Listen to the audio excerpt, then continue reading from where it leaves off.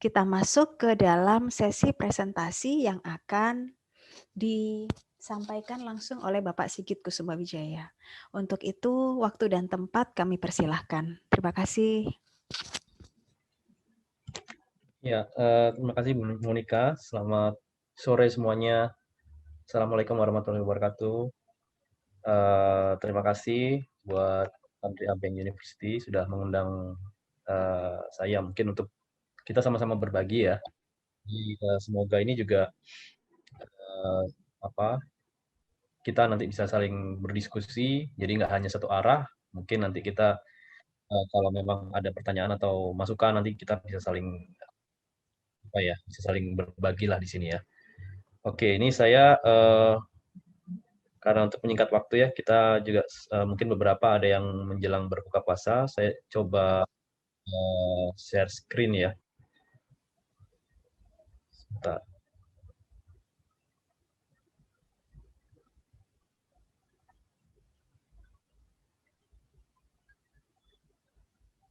Ya, sudah kelihatan ya. Sudah terlihat Pak Sigit, silakan. Oke, ya terima kasih.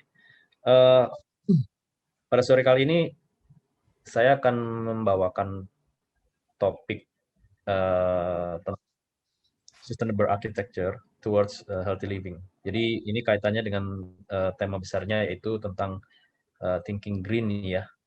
Jadi bagaimana kita bisa tidak hanya berpikir sebetulnya, tapi juga berperilaku ya. Dan semoga itu juga menjadi sebuah keseharian kita untuk selalu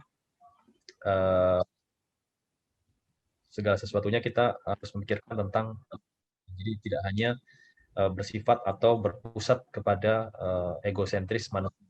Jadi, karena manusia itu juga adalah bagian dari keseluruhan sistem termasuk di situ lingkungan, ada hewan, ada pohon, tanaman gitu ya, dan kemudian organisme-organisme lainnya, termasuk juga ya benda-benda yang anorganik juga gitu. Jadi ada kalanya manusia itu masih merasa menganggap bahwa manusia adalah pusat dari atau kalau dibikin piramida itu kesannya manusia adalah berada di puncaknya. Padahal kita harusnya tidak berpikir seperti itu ya.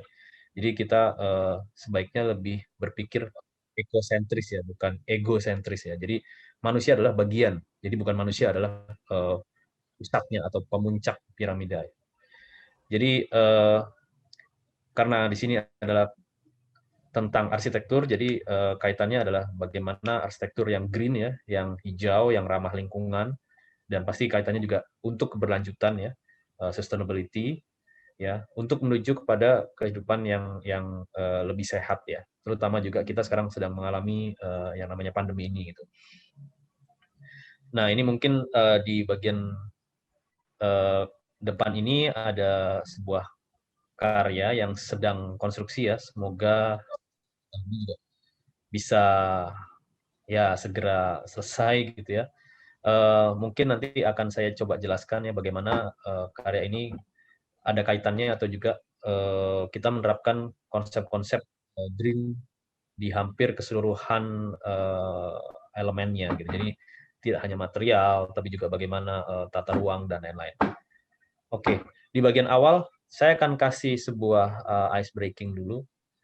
Jadi di slide berikutnya mungkin kita bisa lihat ya. Mungkin yang sering berpergian ya dari Jakarta, commute ke Bandung misalnya ya.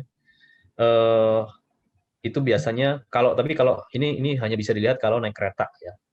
Jadi ini ada sebuah view yang sangat-sangat indah ya di Padalarang. Kalau kita sudah masuk ke Bandung ya.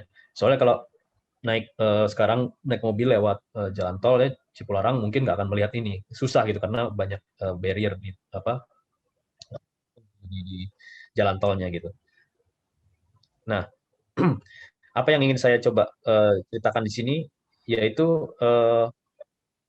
bagaimana sebetulnya Indonesia itu maaf, sorry.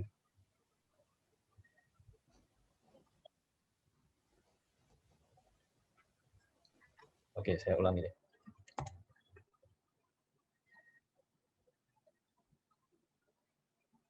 Oke, ya, bagaimana sebetulnya Indonesia itu sangat berlimpah kekayaannya ya, kekayaan alamnya, dan ini sebetulnya tidak jauh dari kota tempat kita sebagian besar mungkin di sini banyak yang tinggalnya di daerah urban, di daerah perkotaan, di mana lahan-lahan hijau, lahan-lahan yang istilahnya masih virgin ya, masih perawan, masih belum banyak manusia gitu ya, secara fisik ya, baik itu intervensi yang sifatnya sangat-sangat konstruktif.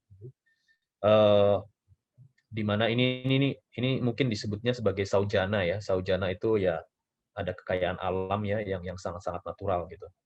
Dan ini tidak jauh dari tempat kita tinggal. Ini ada view lagi ya. Uh, ini waktu saya Bantul. Tadi Bu Monica sempat sebut waktu kami sedang melakukan project design by research ya tentang peri-urban di kawasan sekitar Yogyakarta waktu itu. Nah, ini salah satunya adalah Bantul. Kami bekerja sama dengan beberapa arsitek ya, nasional dan internasional. Nasional salah satunya Shaw dan Pak Eko Prawoto, dan dari beberapa kampus di Jogja ya, UKDW dan UGM. Dengan arsitek Belanda ya, ada dari Kriel.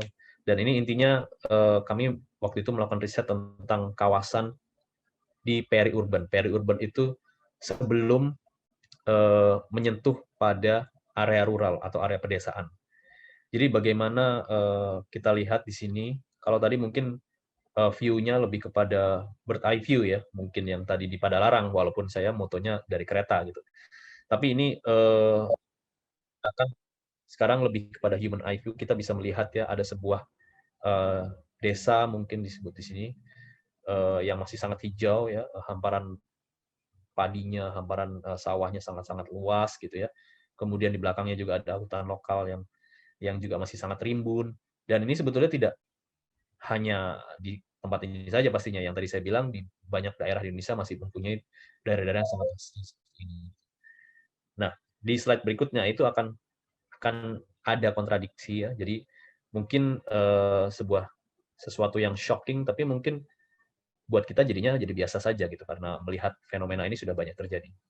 Yaitu apa? Nah, kita lihat seperti ini. Jadi di daerah peri-urban itu bahkan sekarang sudah merambah ke daerah rural ya.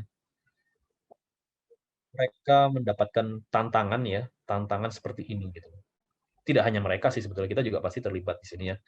Dalam arti lahan-lahan hijau tadi yang berupa mungkin ruang terbuka ya, green open space seperti itu, mungkin juga lahan-lahan produktif, kemudian juga lahan-lahan yang ya bahkan hutan ya, yang akhirnya itu banyak berubah fungsi. Dikarenakan apa? Ya pastinya ekspansi dari urban ya, dari kota itu sendiri, dan ya juga ada faktor pertumbuhan penduduk atau manusia yang sangat cepat gitu. Jadi banyak lahan-lahan tadi itu yang akhirnya dijual cepat, for sale seperti ini ya. Akibatnya apa? Nah, tiba-tiba yang tadi saya bilang ini mungkin sesuatu yang sudah buat kita itu ya biasa aja gitu. Tapi sebetulnya ini juga yang akan mempengaruhi kehidupan manusia di masa mendatang. Mungkin tidak hanya generasi kita, tapi generasi anak, cucu, cicit kita dan seterusnya. Ya, di mana lahan-lahan hijau tadi semakin berubah fungsi, semakin habis ya. Tiba-tiba di sawah, tengah sawah seperti ini ada perumahan, ada pabrik, ada hotel, ada ruko dan lain-lain gitu. Lahan-lahan produktif juga semakin berkurang, semakin habis. Bahkan ketika kami melakukan wawancara dengan para petani di sana, mereka tidak mau generasi penerusnya anak-anaknya menjadi petani. Ya itu mungkin sesuatu yang lumrah ya, dikarenakan di negara kita sektor pertanian itu mungkin masih termasuk ya istilahnya golongan paling rendah gitu ya. Beda kalau kita melihat misalnya petani-petani di Eropa, di Amerika, mereka juga bisa kaya-kaya gitu, mobil-mobilnya mewah gitu di sana. Ya, jadi seperti inilah fenomena yang terjadi ya, dan kita sebetulnya menyadari, tapi kadang-kadang kita tidak tahu harus berbuat apa. Dan disinilah juga sebetulnya ada peran ya, dan pastinya jadi tanggung jawab seorang arsitek ya. Tidak hanya arsitek dalam arti secara profesi, tapi semua stakeholder yang berperan di situ. Ya mungkin pemilik lahannya, ya mungkin pemerintah setempat yang memberikan izin, ya, atau tidak tahu menahu gitu ya, atau kontraktor atau supplier dan lain-lain. Jadi kita semua bertanggung jawab di sini. Di mana lahan-lahan yang hijau tadi, lahan-lahan produktif tadi semakin lama semakin habis. Nah, kalau kita berbicara tentang yang namanya urban explosion, ya ini ada sebuah ya teori tentang urban ya, bagaimana tadi yang saya sebut ya pertumbuhan penduduk itu semakin pertumbuhan manusia semakin pesat ya. Di sini juga kita lihat ya dari data statistik di tahun 1950 itu hanya 30% manusia ya yang tinggal di area perkotaan di seluruh dunia ya. Di tahun 2000-an awal itu sudah hampir 50% seluruh umat manusia ya tinggal di area perkotaan. Dan ini tidak jauh dari sekarang, 9 tahun lagi ya, itu 60% manusia tinggal di area perkotaan. Dan kita lihat di sini ya, ini peta tahun 2000, ini peta tahun 2015 ya, sangat-sangat berbeda, sangat ekstrim pertumbuhan penduduk ini, dan mayoritas itu ada di Asia ya, Asia Timur misalnya, China, Korea, Jepang ya, kemudian Asia Tenggara ya, Indonesia termasuk Filipina, Thailand, Malaysia, Vietnam dan lain-lain gitu. Dan pastinya juga di Asia Selatan yang juga sangat-sangat padat ya, India, Bangladesh, Pakistan dan lain-lain. Jadi ini tahun 2015 yang lalu dari 358 kota yang berpenduduk jutaan itu 153 adalah ada di Asia ya. Dan 27 megacities yang ada di seluruh dunia, 18 is in Asia. Nggak will be lagi, is in Asia. Jadi sebagian besar sudah ada di Asia. Kota-kota megacities istilahnya tadi. Nah, sekarang kita mencoba kepada skala nasional dulu lah ya, ke skala Indonesia gitu ya. Indonesia secara statistik, ini sebenarnya juga statistik agak lama, 10 tahun yang lalu dari Kementerian PUPR. Ya, jadi di saat 2010 itu populasi penduduk di perkotaan di Indonesia adalah 52%. Ya, laju pertumbuhannya 1,5%, dan dalam kurun 40 tahun itu penduduk kota di Indonesia sudah naik 6 kali lipat. Nah, apa yang terjadi di situ? Saya akan membagi menjadi 3 isu ya, istilahnya 3 isu tentang perkotaan secara nasional. Yang pertama sosial ya, urbanisasi dan metropolisasi yang tinggi ya, tadi ya karena perpindahan penduduk ya dari desa ke kota ya, penjalanan kota secara horizontal ya, penjalanan kota secara horizontal tadi atau namanya urban sprawl ini tidak terkontrol, tidak terkendali. Yang tadi mungkin contoh di depan tadi, tiba-tiba lahan sawah ya, tiba-tiba hutan berubah menjadi pabrik, berubah menjadi hotel, ruko dan lain. Bisa jadi karena mungkin di daerah setempat, dan ini kenyataan. Jadi banyak daerah-daerah ya yang belum mempunyai RT RW, apalagi RDTR ya, rencana detail tata ruang. RT RW itu yang lebih luasnya ya, rencana tata ruang wilayah ya. Jadi banyak daerah-daerah yang istilahnya mungkin secara ketegasan hukum itu belum terlalu kuat gitu ya. Jadi ya masih banyak praktek-praktek yang istilahnya tidak dibenarkan ya sebetulnya, pengalihan fungsi, kemudian izin, kemudian terbit atau bahkan tidak ada izin gitu. Kemudian masih tingginya angka kemiskinan perkotaan ya, dan akses pelayanan publik ya, infrastruktur perumahan yang terbatas untuk masyarakat miskin gitu. Dan kemudian isu yang kedua yaitu ekonomi.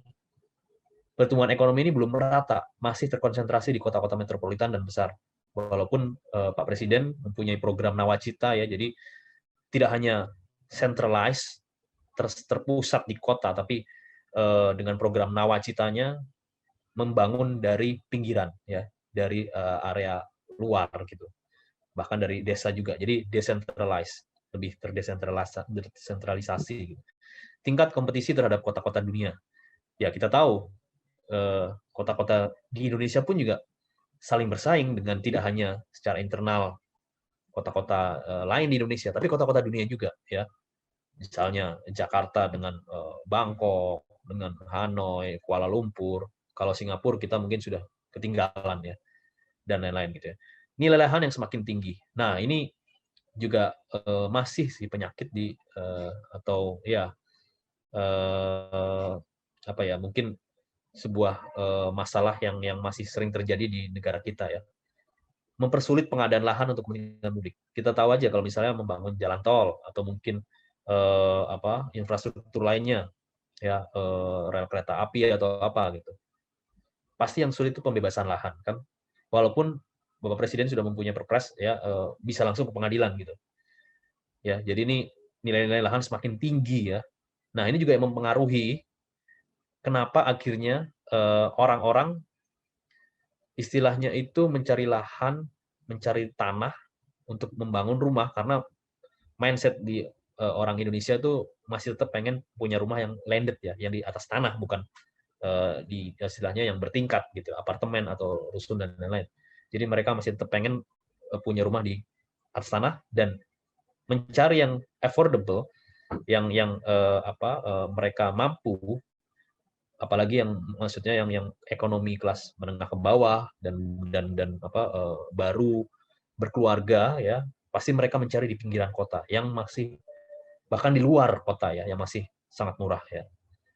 Sumber daya alam yang semakin terbatas, finite resources ya, modernisasi yang mengarah pada homogenisasi wajah kota. Nah, ini kadang-kadang juga istilahnya latah gitu ya, di mana kita kalau misalnya nih ke kota-kota yang maaf mungkin di luar Jakarta gitu ya, atau kota-kota tidak besar gitu. Misalnya kita ke Surabaya, ke Medan, ke Makassar, Bandung, atau bahkan Solo ya, atau bahkan yang lain-lain gitu. Kita bisa lihat apa yang homogen itu. Coba kita ke mall gitu ya. Walaupun mall ada klasifikasinya A, B, C gitu. Tapi semua hampir sama gitu. Adanya modernisasi ini kadang-kadang itu membunuh atau ya menafikan itu karakter lokalnya gitu. Jadi semuanya dibikin modern gitu, tanpa mengangkat karakter lokalnya. Itu yang namanya homogenisasi. Ya. Kemudian isu yang mungkin kita akan banyak fokus adalah tentang lingkungan, environment. Ya. Telapak ekologis yang tinggi, biokapasitas rendah, dan terjadinya ecological overshoot, daya dukung lingkungan yang merosot, banjir yang repetitif, ya. Jadi kita tahu kalau ya sekarang misalnya musim hujan seperti ini masih banyak ya daerah-daerah yang terlanda banjir gitu ya. Kemacetan lalu lintas ini juga satu hal yang latah juga gitu. Karena di kota-kota kecil juga sudah macet sekali gitu. Kenapa yang negatif-negatifnya dari istilahnya Jakarta atau kota-kota besar lain itu harus diikutin sih gitu kan. Merosotnya kuantitas dan kualitas ruang terbuka hijau perkotaan ya. Kayak contoh kemarin juga kan yang di berita ya, ada taman ya di Pamulang yang tidak sesuai desain ya, yang penting terbangun dan hanya rangkanya saja gitu. Jadi ini yang disebut mungkin kualitasnya itu yang kita pertanyakan gitu loh. Nah, ini ya salah satu fenomena juga ya di kota-kota besar di Indonesia, tidak hanya kota besar sih, tapi kota-kota lain juga ya. Ya, ini ada sebagian besar memang di Jakarta tiga ini, maaf yang tiga yang ini, yang di kanan atasnya adalah di Bandung. Tapi sekarang juga sudah berubah sih. Ini foto lama ya. Jadi di bawah jalan Pasopati, jalan layang Pasopati ini, ketika zaman Pak Ridwan Kamil sudah banyak berubah menjadi ruang terbuka hijau. Tapi saat itu sangat kurang fasilitas publiknya ya. Akhirnya banyak anak-anak, remaja, bahkan dewasa yang tidak mempunyai tempat mengekspresikan diri gitu. Akhirnya ya bermain di tempat sembarangan. Apalagi yang ini ya sangat-sangat berbahaya dan ini juga masih banyak terjadi ya di pinggiran bantaran rel kereta api ya. Ya, ini sangat-sangat berbahaya buat anak kecil ya. Dan ya adanya istilahnya disparitas atau kesenjangan ya antara the have dan the not have gitu ya. Kaum-kaum istilahnya yang termarginalkan akhirnya ya harus terusir atau terpinggirkan gitu ya, seperti ini. Nah, kita juga bisa lihat ini mungkin kalau orang Jakarta bisa aware ya di mana ini kira-kira. Nah, dalam satu kawasan di Jakarta ini kita lihat dari Google Satellite view ya. dalam satu kawasan ini kita bisa lihat ada 3 karakter zona yang berbeda, ya kan? Yang paling kanan, ya, yang paling kanan ini sangat-sangat padat ya. Kelihatan sekarang ini atap-atap rumah ya, sangat-sangat padat ya. Dan mungkin beberapa titik tuh ada selam areanya mungkin saja gitu. Sedangkan yang tengah sangat-sangat kontras ya. Semua sudah terdesain, ordered ya, dan diyakini ini milik swasta gitu ya. Sedangkan yang sebelah kiri ekstrim lagi, lahan seluas ini yang mungkin bisa sekitar beberapa kampung di sini itu masih kosong gitu kan. Jadi inilah yang tadi disebut mungkin teraturnya ya, penataan kota ya. Seperti ini urban sprawl ini kadang-kadang itu tidak terkendali seperti ini ya. Ini kalau mungkin banyak yang belum tahu, ini adalah di kawasan Kuningan di Rasuna Said ya. Tapi memang ini foto beberapa tahun yang lalu. Sekarang kampung ini mungkin masih ada, tapi sekarang ada banyak perubahan ya di sekitar apartemen Rasuna Said ini. Nah, akhirnya apa ya? Ini hanya sebuah view ya di salah satu pusat perbelanjaan. Ini waktu zaman belum COVID sih. Mungkin di sini teman-teman banyak persepsi yang berbeda-beda kita melihat foto ini ya. Ada yang mungkin menganggap, wah keren ya, cantik ya, warna-warni gitu. Tapi juga mungkin ada yang lebih sensitif dan bisa menilai, ini ngapain sih bikin di dalam mall gitu ya. Nah ini mungkin respon di mana ruang publik atau ruang terbuka hijau di yang istilahnya di area outdoor itu sangat kurang ya. Akhirnya ya pihak swasta atau developer membuat inisiatif membuat taman ya di dalam mall gitu loh. Dan semuanya kalau kita lihat ini adalah semuanya adalah palsu gitu ya. Rumputnya palsu, bunganya palsu gitu. Bahkan dipagerin. Jadi mungkin takut dirusak oleh anak-anak kecil seperti itu ya. Jadi mungkin kalau ada pernah baca buku dari filsuf John Baudrillard itu ada istilah namanya simulacra atau simulacrum ya, di mana kadang-kadang kepalsuan itu bisa mengalahkan realita gitu. Ya. Tapi ini jadi ini ada semacam kesinisan gitulah kira-kira ya. Nah, kita coba kaitkan juga dengan isu lain ya. Kalau tadi di awal saya bicara tentang berkurangnya lahan hijau dan juga lahan-lahan produktif ya, dan dari hasil wawancara banyak petani yang tidak mau anak-anaknya menjadi petani gitu. Akhirnya apa yang terjadi? Ini di tahun 2008 ada sebuah pertemuan para menteri di bidang agriculture atau pertanian ya, yang mengangkat isu tentang global food crisis. Dan ini sudah banyak terjadi di negara-negara yang ya negara-negara miskin, negara-negara yang berkecamuk, yang perang dan lain-lain, para imigran ya. Dan sekarang ditambah dengan adanya pandemi ya. Jadi isu ini sebenarnya sudah diangkat tahun 2008.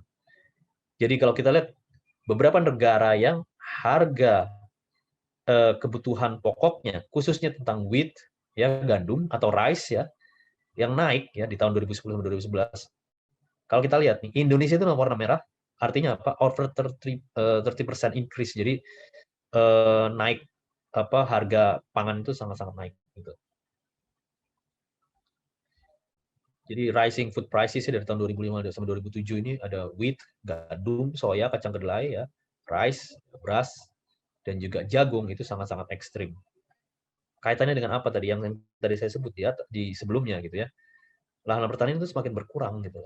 Yang akhirnya banyak negara itu tidak bisa bergantung pada kebutuhan pokok negerinya sendiri, dan termasuk Indonesia masih banyak mengandalkan impor pangan ya.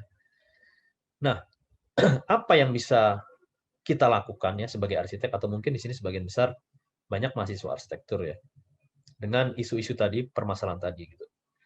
Kalau kita mengacu pada SDGs ya atau Sustainable Development Goals yang sudah ditentukan oleh United Nations atau PBB gitu ya. Di sini sebenarnya ada 17 poin. Ya. Macam-macam, mungkin bisa dibaca keseluruhan ya. Ada no poverty, zero hunger, yang mungkin katanya sama arsitektur ya ini ya, mungkin clean water and sanitation, ya affordable and clean energy, ya kemudian industri, sustainable cities and communities, climate action, ya dan beberapa lainnya gitu. Tapi yang kadang-kadang mungkin tidak banyak disinggung oleh arsitek itu sebetulnya tentang zero hunger tadi. Bagaimana kita bisa mengentaskan kemiskinan.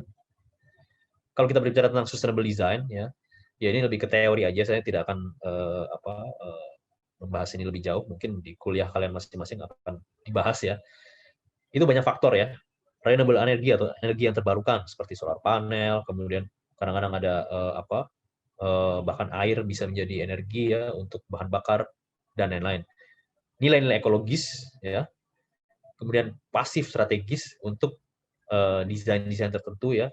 Jadi pasif strategis itu artinya apa? Ya bagaimana kita secara cermat mendesain bangunan kita itu tanpa harus aktif. Misalnya aktif itu penggunaan teknologi atau AC dan lain-lain ya. Tapi dengan desain sendiri itu bisa menghemat ya, dan sustainable. Whole life cost. Bagaimana bangunan kita yang kita desain ya, dari tahap perencanaan, pelaksanaan konstruksi hingga sampai bangunan itu berjalan atau beroperasi, itu bisa menghemat biaya ya, tidak istilahnya tidak menghambur-hamburkan biaya gitu, atau bahkan energinya bisa kembali lagi ya. Sustainable transport, health and wellness, dan sustainable materials. Nah, kita sebagai arsitek ya, mungkin di sini juga ada beberapa teman yang sudah berpraktek ya. Kadang-kadang kita bertemu dengan banyak stakeholder, khususnya mungkin klien gitu. Ya kalau kliennya itu cukup paham, cukup aware dengan yang namanya bangunan yang ramah lingkungan, bangunan yang green, sehingga akan mudah gitu buat arsitek gitu ya, untuk istilahnya mengedukasi atau mengarahkan, memvisikan kepada klien tersebut. Tapi kadang-kadang ada klien dan tidak, kadang-kadang masih banyak klien termasuk kontraktor ya, supplier dan lain-lain, bahkan pihak government juga ya, yang masih belum berpikir ke situ. Jadi kita itu harus sebaiknya itu harus bisa memutar membalikkan paradigma mereka gitu ya. Pak, Bapak, Ibu-ibu, kalau Bapak atau Ibu tidak go green dari sekarang, berapa cost yang akan keluar Pak nantinya? Tidak hanya untuk bangunan itu saja, tidak hanya untuk user bangunan itu saja, atau klien atau owner, tapi juga mungkin kalau bangunan itu bisa long lasting gitu. Misalnya untuk anak cucu kita nantinya, biayanya berapa gitu. Tidak hanya biaya konstruksi, tapi biaya maintenance dan lain-lain. Kalau kita nggak go green dari sekarang, kalau misalnya kita bisa go green dari sekarang, kita sudah memikirkan semuanya, bahkan kalau perlu bangunan kita sertifikasi ke instansi-instansi yang menilai ya, kayak di Indonesia namanya GBCI, Green Building Council Indonesia, mereka akan menilai dan kita bisa mendapatkan rating. Dan kalau bangunan kita green ya, kita bisa dapat istilahnya sertifikasi gitu. Ada yang platinum, gold, silver sampai bronze ya. Dan itu bisa menghemat biaya ya. Jadi kalau it is how much the cost if we are not going green. Jadi paradigma itu yang harus kita istilahnya yakinkan kepada klien. Memang sulit sih kadang-kadang ya. Memang sulit ya. Kadang-kadang kita ketemu ya, kita sebagai arsitek ya, apalagi masih banyak istilah arsitek itu dianggapnya sebagai hanya tukang gambar gitu ya. Dan akhirnya kita mau aja. Nah, itu yang salah sebetulnya. Harusnya kita mempunyai ilmu dan edukasi yang kita juga istilahnya kita mengedukasi klien juga gitu. Jadi tidak hanya istilahnya kita arsitek yang yes bos atau ya pak, oke pak. Gitu. Tapi kita akan mempunyai argumen-argumen tertentu untuk supaya kita visi kita tentang green ya, tentang bangunan yang smart dan lain-lain itu bisa nyampe ke klien itu. Dan kalau misalnya sudah berhasil di satu dua klien, itu mudah-mudahan nanti karena bangunan kita misalnya terekspos oleh media, oleh siapapun gitu ya, klien-klien yang datang pun juga akhirnya terfilter. Istilahnya klien-klien datang itu yang memang paham, aware tentang green design atau green architecture. Jadi kalau tentang green ya, kita berbicara tentang eco-friendly architecture tadi ya.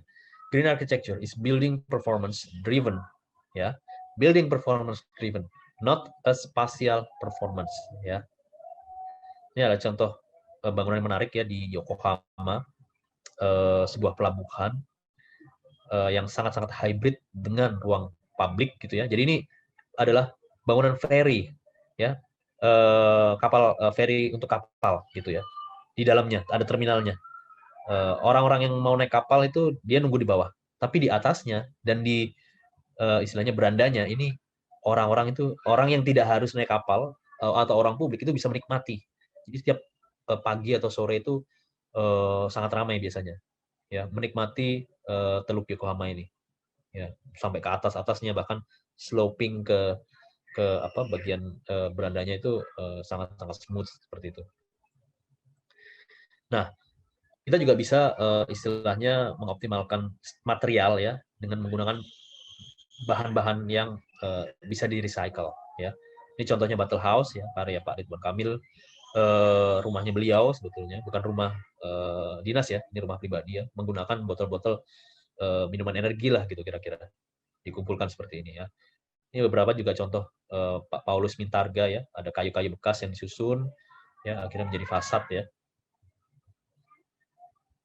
Penggunaan misalnya pintu-pintu bekas gitu ya untuk fasad, kontainer bekas gitu. Ini seperti ini juga kontainer-kontainer bekas. Kemudian ada yang namanya eco brick wall ya. Jadi dindingnya itu menggunakan apa ya kayak botol-botol juga ya, botol-botol bekas ya. Nah, kalau bicara tentang ekologi di sebuah kota ya. Ini ada satu proyek juga yang sangat menarik yang namanya Highline ya, yang didesain oleh Diller and Scofidio dan ini adalah sebuah partisipasi publik. Jadi dulunya ini kereta api bekas ya, rel kereta api bekas yang elevated dan itu sudah lama sekali karena di Amerika tuh apa subway itu sudah mungkin seratusan tahun gitu ya. Dan akan dibongkar ya karena mungkin sudah tidak dipakai lagi tapi akhirnya masyarakat protes dan membuat petisi, akhirnya benar-benar dipertahankan dan bekerja sama dengan arsitek Diller and Scofidio, mereka membuat yang namanya Highline. Jadi rel kereta api bekas itu dibuat menjadi sebuah taman. Nah ini contohnya apa? Dilihat dari atas nih ya. Didesain dengan menarik ya, secara landscape juga. Jadi apa warga New York tuh bisa apa istilahnya membelah gedung-gedung bertingkat gitu di tengah kota New York ya. Nah ini apa di New York juga mereka punya Central Park ya yang sangat-sangat luas gitu ya. Kita lihat nih skala-skala bangunan yang ini ya. Gedung-gedung ini mungkin sekitar 10 lantai nih, 8-10 lantai nih. Segini nih. Sedangkan tamannya seluas ini ya. Dan ini ya sering dipakai setting film ya banyak lah. Friends, Serendipity dan lain-lain gitu. Ya, jadi ya warga New York ya mempunyai taman yang seluas ini yang kita idam-idamkan ya. Misalnya di Jakarta aja katanya nih untuk mencapai standar ya secara internasional 30% ruang terbuka hijau di kota Jakarta, yang saat ini Jakarta itu masih 9-11%. Jadi masih kurang 19%. Ya, 19-21%. Itu katanya butuh berbelas-belas kali lapangan Monas ya.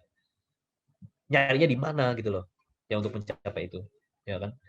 Nah, akhirnya juga banyak visi-visi lain ya. Oke, kita kurang ruang terbuka hijau di level tanah, akhirnya kenapa enggak kita buat di atap-atap bangunan ya, beberapa contoh.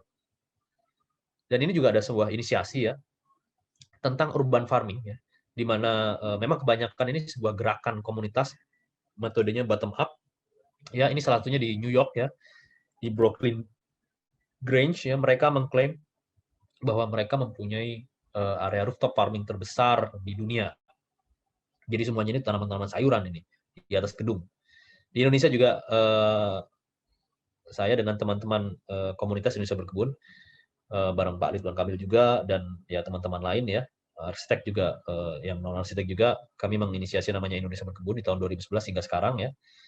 Jadi kami mengempower memberdayakan masyarakat ya kerjasama dengan beberapa CSR untuk beberapa kampung kota ya. Ini salah satunya di Kepulauan Seribu ya. Dan ini ya di sebuah residential kompleks ya di Spring Hill Residence. Jadi planting is human basic survival skill. Kenapa saya bilang gitu? Karena sebelum adanya peradaban kota ya, kita semua umat manusia, nenek moyang kita, itu mencari makan, kalau nggak berburu ya bercocok tanam. Ya kan? Nah, sedangkan kita yang sudah lahir mungkin di kota, ya, bahkan mungkin beberapa generasi sekarang yang lahir di apartemen gitu ya, istilahnya tinggal di apartemen atau rusun. Anak-anak sekarang ya, jarang menyentuh tanah gitu loh. Tapi saya yakin gen atau DNA itu dari nenek moyang kita itu masih ada. Ya. Cuma kita udah nggak praktek aja gitu loh. Jadi mungkin ya di masa sekolah aja, mungkin di SMP ya, SD SMP yang nanam apa kecambah, udah itu aja. Gitu. Mungkin kita tidak pernah mempraktekkan. Tapi saya yakin planting is human basic survival skill. Ya. Nah, akhirnya tahun 2011 waktu itu inisiatornya adalah Pak Ridwan Kamil mengajak saya dan teman-teman ya melalui sosial media waktu itu Twitter ya untuk menginisiasi sebuah gerakan dengan nama Indonesia Berkebun.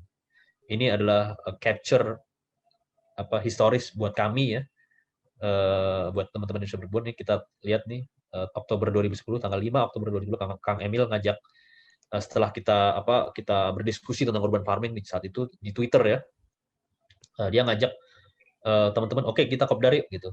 Ini saya ini akun Twitter saya, dan kemudian mengajak teman-teman lainnya ya, termasuk ada Panji Pragiwaksono gitu, dan akhirnya ya Panji waktu itu nggak bisa ikut sih. Akhirnya kita kopdar setelah kita diskusi di dunia maya sosial media, akhirnya kita kopdar dan kita brainstorming, dan akhirnya kita mendapatkan bukan mendapatkan ini ya, maksudnya kita dipinjamkan lahan di Spring Hill Residence Kemayoran seluas 1 hektar. Ini existing kondisinya seperti ini, sangat-sangat rusak ya, karena memang saat itu belum dibangun apa-apa gitu. Jadi tukang itu kadang-kadang buang puing-puing di situ, buang sampah di situ, dan ini sangat-sangat rusak gitu. Tapi oleh ownernya dipinjemin gitu. Ini kalau boleh, kalau mau silakan pakai gitu. Ya kayak gini kondisinya. Tapi akhirnya kita kebetulan ownernya juga sangat sangat kooperatif ya, menyediakan tukang juga untuk membersihkan dan juga menyiapkan gitu. Kita pun juga ikut bantu, tapi kita mungkin hanya bisa weekend ya. Dan akhirnya kita mengajak semua warga Jabodetabek waktu itu melalui Twitter, sosial media, Instagram belum ada waktu itu, Twitter dan Facebook. Kita mengajak dan ada sekitar 150-an orang yang ikut hadir dan ikut istilahnya berkebun di kota. Ya. Ini tanggal 20 Februari 2011 dan menjadi hari lahirnya Indonesia Berkebun. Dan akhirnya dengan susah payah karena tanahnya itu sebetulnya masih nggak bagus ya. Mungkin kalau di sini ada orang agriculture ya, pasti akan protes. Wah itu nggak bisa tuh nanam kayak gitu. Memang gitu, tapi yang penting kita sudah melakukan gitu. Jadi ini kita tanamin kangkung. Kangkung harusnya cuma 3 minggu, tapi karena tanahnya jelek ya, kita harus butuh 1,5 bulan supaya bisa siap panen gitu. Dan inilah ekspresi orang-orang kota yang tadi saya bilang gitu. Mereka tidak, mungkin jarang ya, tidak pernah bahkan menyentuh tanah gitu atau berkebun gitu loh. Dan ya ini ekspresinya mereka foto-foto seneng-seneng. Ya mungkin mereka foto-fotonya 30% gitu ya. Berkebunnya mungkin foto-fotonya mungkin 70%, berkebunnya mungkin cuma 30% gitu. Tapi ya nggak apa-apa, yang penting mereka mencoba dan mudah-mudahan mereka bisa menularkan ke generasi penerusnya, coba di rumahnya masing-masing gitu kira-kira. Ya dan akhirnya ini jadi viral. Yang tadinya kita berpikir ya udah di situ aja dan satu waktu itu aja di Jakarta aja. Tapi di gara-gara sosial media, ini adalah the power of social media ya. Ya, dan Twitter waktu itu. Jadi Twitter kan sebenarnya nggak berbasis visual ya, tapi kita upload foto-foto gitu ya. Akhirnya teman-teman kota lain yang follow kita itu pada nanyain, pada ngapain itu kok keren, kok kayaknya seru gitu. Akhirnya muncul Bandung berkebun, Bogor berkebun, Madiun berkebun, Samarinda berkebun, ya dari mana-mana gitu, seluruh kota, Semarang, Medan, Makassar, Bali, ya Solo, Banten, mereka punya kebun komunitasnya masing-masing. Dan saat ini kita sudah, ini mungkin harus saya update, ini ada 51 network, 51 atau 52 ya, di seluruh Indonesia. Ya, dari Aceh sampai Papua. Di Papua ada kota namanya Fakfak. Kebanyakan memang di Jakarta. Di Jawa. Ya. Tapi di Sumatera, Kalimantan, Sulawesi, kami ada Bali juga. Ya. Dan konsep kami sebenarnya kita sebut 3E ya, ekologi, ekonomi, dan edukasi. Secara ekologi kita ingin mengembalikan lahan yang tadinya rusak nih ya. Kan foto tadi itu, ini Desember 2010 nih, sorry. Akhirnya siap untuk ditanam walaupun masih rusak sebetulnya, masih banyak puing ya, dan tidak butuh waktu lama untuk kita bisa panen ya. Jadi pastinya kita mencoba membalikan kesuburan lahan dan pastinya menyelamatkan lingkungan ya. Secara ekonomi, nah ini yang kaitannya dengan food security atau ketahanan pangan ya. Kita create sustainable city food supply ya.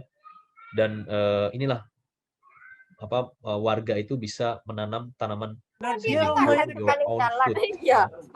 Sekitar rumahnya dan mereka bisa menghemat ya secara ekonomi gitu. Secara edukasi ini juga ya yang penting ya, create public awareness to love and care about the environment, especially the next generation, generasi-generasi penerus ini ya. Nah, ini bagaimana keceriaan mereka gitu. Kita punya yang namanya akademi berkebun ya, semi profesional ya dan fun ya. Biasanya sebelum pandemi itu kita 12 kali di BSD kalau di Jabodetabek, kota-kota lain juga ada. Dan sudah sampai 70 angkatan ya.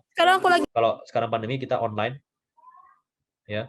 Mungkin bisa diikuti update-nya di Instagram ID Berkebun, @ID_berkebun ya.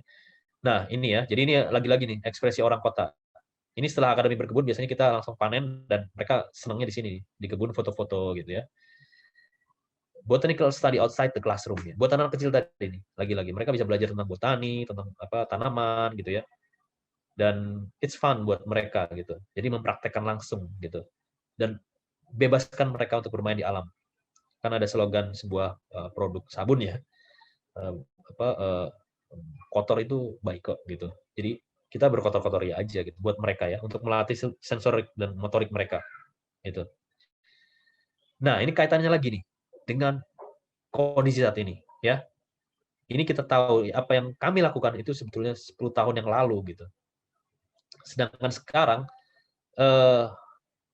dengan adanya pandemi ya orang-orang semuanya banyak saat itu ya beberapa bulan yang lalu mereka sangat terkungkung ya karena terisolasi di rumahnya masing-masing karena adanya lockdown ya.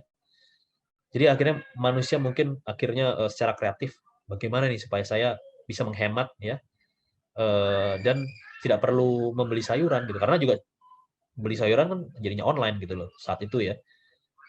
Waktu itu ke pasar takut, ke supermarket takut dan lain-lain gitu. Akhirnya mereka mencoba untuk berkebun sendiri ya kan selama pandemi. Ini ya, ini di berita internasional jadi nggak hanya cuma Indonesia ya. Home gardening blooms around the world during coronavirus lockdown ya. Ini waktu itu saya sempat diwawancara oleh tirto.id. Apakah berkebun itu bisa jadi solusi krisis pangan akibat COVID-19 ya? Nah, ini juga dari Antara News, berkebun di rumah jadi tren selama karantina akibat virus corona. Jadi, urban farming as an option for food security solution selama, during ya, atau pasca COVID nantinya. Ya. Semuanya dan bahkan Indonesia Berkebun sempat diundang oleh gugus tugas COVID-19 waktu itu untuk membuat memberikan press release ya ke media ya. Ini salah satu teman kami momentum berkebun di rumah saat wabah COVID-19 ya. Di Inggris juga gitu kan. Jadi akhirnya apa yang bisa dilakukan oleh orang-orang? Di sosial media kami akhirnya banyak mention gitu ya. Dan kita akan selalu repost ya story-nya ya. Mereka bangga gitu. Wah, saya berkebun ini, saya berkebun itu gitu. Walaupun banyak yang masih newbie gitu ya. Posting-posting segala macam gitu.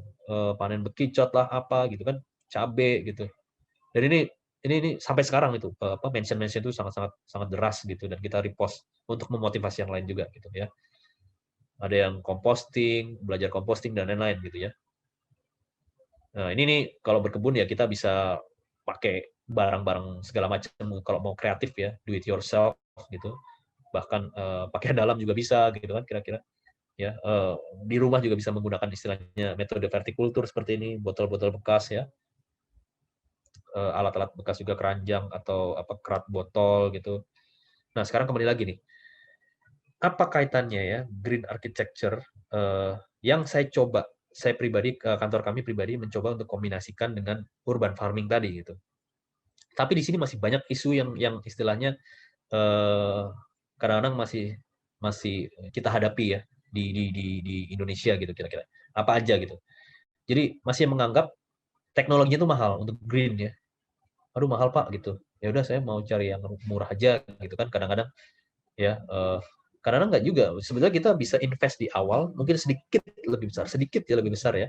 Tapi nantinya untuk maintenance atau waktu operasional itu akan lebih hemat gitu loh. Misalnya contoh simpel aja kita bikin beli lampu ya, lampu pijar. Sedangkan sekarang ada LED yang sangat-sangat tahan lama gitu, ya kan. Kemudian campaign, media campaign-nya, sosialisasinya, edukasinya itu masih sangat kurang ya. Ya ini juga bersyukur banyak kampus sekarang yang sudah mengangkat isu ini ya. Mentalitas itu nggak cuma owner yang tadi saya bilang, kadang-kadang stakeholder lainnya gitu, kontraktor, supplier, bahkan arsitek ya. Arsitek yang penting dapur bul gitu kan. Ya udah, saya turutin Bapak aja gitu kan. Akhirnya semuanya dikorbankan lah kira-kira. Dan regulasi, aturan undang-undang dan guideline itu masih nggak jelas atau nggak tegas di sini. Ya, walaupun di Jakarta sudah ada perda bangunan hijau, tapi kurang tegas menurut saya. Nah, kalau kita bicara tentang rumah sehat itu apa aja sih? Adanya good air circulation, cross ventilation, adanya good sanitation, good opening for natural lighting, dan good vegetation. Ya, ini saya akan masuk ke beberapa contoh karya ya langsung ya. Ini ada Beranda Home atau rumah beranda di Cipete. Salah satu 2 karya awal kami waktu saya baru membuka biro konsultan di tahun 2012. Rumah plus kos-kosan ya. Jadi ini hampir seluruh fasadnya itu kita cover dengan vegetasi, dengan green. Ada yang metodenya bermacam-macam, ada yang vertikultur ya, ada yang tanaman rambat seperti ini, ada yang vertical garden dan lain-lain. Ini contohnya, beberapa tanaman sayuran pun juga kita bisa tanam secara vertikal gitu loh. Kita mengoptimalkan lahan yang terbatas gitu kira-kira. Ya. Di area koridor ini ya, courtyard-nya ya, courtyard di kos-kosan tersebut juga kita kasih istilahnya sumber sapan yang kita recycle lagi untuk menyirami seluruh tanaman di rumah dan rumah kos-kosan ini ya. Railingnya juga kita pakai metode vertikultur ya. Di rooftop juga kita kasih tempat untuk berkebun ya, untuk ownernya. Jadi ini ada gazebo, jadi ini di belakang ini sebenarnya ada master bedroom, jadi ownernya kalau keluar ke gazebo bisa langsung berkebun. Dan kita lihat di sini tuh backgroundnya tuh adalah Simatupang, Jalan Simatupang, jadi gedung-gedung itu bisa kelihatan gitu. Jadi atmosfer urban farming itu kerasa gitu. Urban bertani di area urban ya. Ini tadi view kebalikannya gitu ya. Ini tadi di belakangnya adalah area kamar masternya. Dan ya kami bersyukur proyek ini masuk nominasi Art Daily Award tahun 2019 ya, tapi tidak menang sayangnya. Ini adalah proyek kedua. Ini juga kami sebutnya Food Self Sufficiency House di BSD. Kalau ini rumah pribadi dan kita juga mayoritas kita cover bangunannya dengan fasad hijau ya. Bahkan di area ini ada rooftop farming yang benar-benar kita bikin bak ya untuk kita taruh tanah di sana. Jadi ini kira-kira diagramnya seperti ini ya. Berapa tanamannya memang tidak hanya tanaman produktif semua, dan kita kombinasi dengan tanaman-tanaman dekoratif ya. Karena kalau tanaman produktif atau tanaman yang bisa dipanen itu harus terjangkau, mudah dijangkau oleh tangannya. Jadi kalau yang susah dijangkau ya kita kasih tanaman dekoratif saja gitu, kira-kira seperti itu. Nah ini tadi yang saya sebut nih, ini kita bikin bak ya. Jadi di dak itu kita dengan insulasi tertentu kita taruh tanah di atas gitu untuk area rooftop farmingnya. Ini sudah jadinya seperti ini. Nah ini karena rumahnya cukup panjang ya, dan disclaimer-nya ini owner-nya itu seorang public figure, jadi sering didatengin oleh orang, ya sebentar.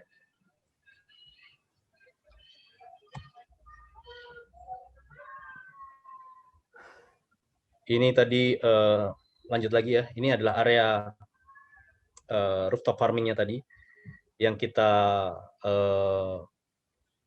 yang tadi saya sebut, ini kita bikin dak di sini untuk kita taruh tanah dan benar-benar berkebun itu di atas atap rumah gitu kira-kira. Nah ini kira-kira jadinya seperti ini. Ini mungkin di foreground-nya kurang kelihatan ya, ini kira-kira area berkebunnya di sini ya. Ini ada gazebo di depan, dan ini ownernya lagi diwawancara oleh wartawan Kompas saat itu. Ya, ini kita menggunakan metode vertikultur ya untuk di area fasad. Ini yang disebut vertikultur. Jadi kita susun secara vertikal gitu. Ini area remnya tadi ya, area remnya tadi. Dan ini adalah proyek rumah juga yang sedang konstruksi tadi, sudah saya sebut di bagian awal ya. Kita menggunakan banyak material-material bekas ya, seperti kontainer, ini kontainer bekas ya, karena ownernya adalah bergerak di industri kreatif, jadi dia butuh studio untuk anak-anak buahnya bekerja di kontainer ini nantinya. Dan untuk fasad ini kita cover dengan kayu-kayu bekas ya, kayu jati bekas yang kita susun secara acak gitu untuk jadi secondary fasadnya gitu. Dan di atas atapnya ini kita bikin area rooftop garden. Ya, nanti rencananya di atas yang ini akan jadi area rooftop farmingnya. Kalau ini mungkin hanya rumput. Kita bikin split level seperti ini ya. Dan kita mencoba untuk berbaur dengan masyarakat sekitar ya, karena kebetulan mayoritas di sini adalah masyarakat kelas menengah ke bawah ya, kampung ya sebetulnya. Jadi kita ingin mengedukasi khususnya anak-anak kecil ya, untuk kita bikin semacam amphitheater kecil gitu, public space semi private gitu kira-kira ya. Ya mungkin mereka boleh masuk itu di sore hari gitu, kalau maghrib ya pulang gitu ya. Jadi teras ini kita bikin jadi platform stage gitu, mungkin bisa latihan silat lah, latihan nari lah, drama gitu ya. Nah, ini yang nonton di sini, dan ini kita kasih kayak semacam public library. Ini masih under construction dan semoga tahun ini selesai ya. Nah, ini kira-kira view dari atas gitu ya. Ini kalau ini masih proposal, sayangnya tidak berlanjut ya. Ini ada project di Kalimantan. Kita juga menggunakan sloping ramp gini yang hijau gitu. Jadi atapnya banyak kita cover dengan area green ya. Nah, ini di Bali, split and sloping edible garden house. Ini rumah satu are judulnya. Jadi rumah satu are itu kalau di Bali artinya 100 meter persegi. Jadi hanya 5 kali 20, tapi kita coba optimalkan banyak penggunaan greenery untuk vertikalnya, vertikultur, kemudian kontainer juga kita kasih area hijau di depannya gitu. Ya seperti ini kira-kira, ini kita bikin vertikultur seperti ini untuk kliennya. Ini di Jogja ada sebuah project butik hotel gitu. Mereka masih tetap menginginkan